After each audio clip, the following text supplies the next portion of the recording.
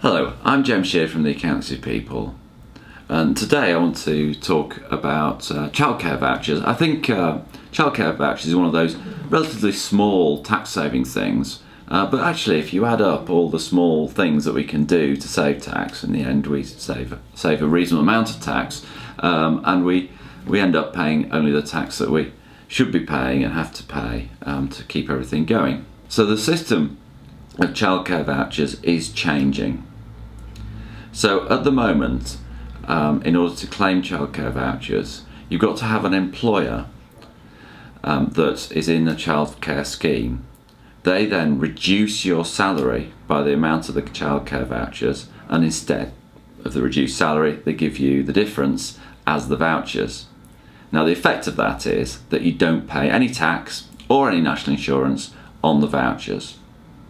That's great, but the problems with that are, well, firstly, if your employer doesn't get involved in the scheme, or if you're self-employed, because if you're self-employed you don't have an employer, so you can't possibly take advantage of it.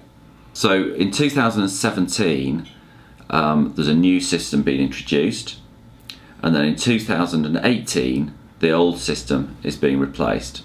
So if you're in the current system, you're fine and nothing changes until 2018.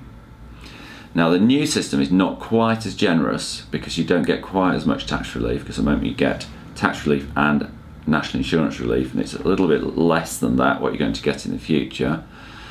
But it is available to anybody who wants it, including self-employed people, unless you're a very high earner.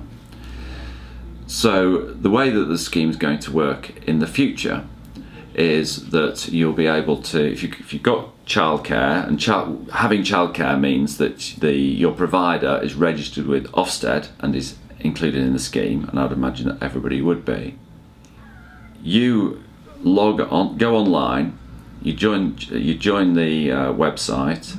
You can then pay your childcare money across to the government, and they add 20 pence in the pound. So if you give, say over a year, £800, then your provider will get £1,000, so you make £200 on it. The limit per person is £2,000, so you'll be able to put £1,600 in and you get a voucher for £2,000. If you've got a disabled child, the limit is £4,000.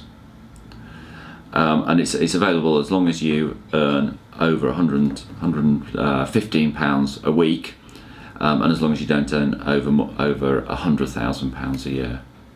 So I think it's an interesting change. It's certainly helpful for self-employed people, not so good for employees. I think it'd be quite a simple system and it'd be fair to everybody, and it's just one of those small incremental changes. But it's one of those things that it's useful to take advantage of. If you take advantage of all these small things, then you do limit the tax that you pay to the tax that you should pay. So I'm James Sheard from the Accountancy People. If you've got any comments, please put them below. I hope you enjoyed the video. Thank you.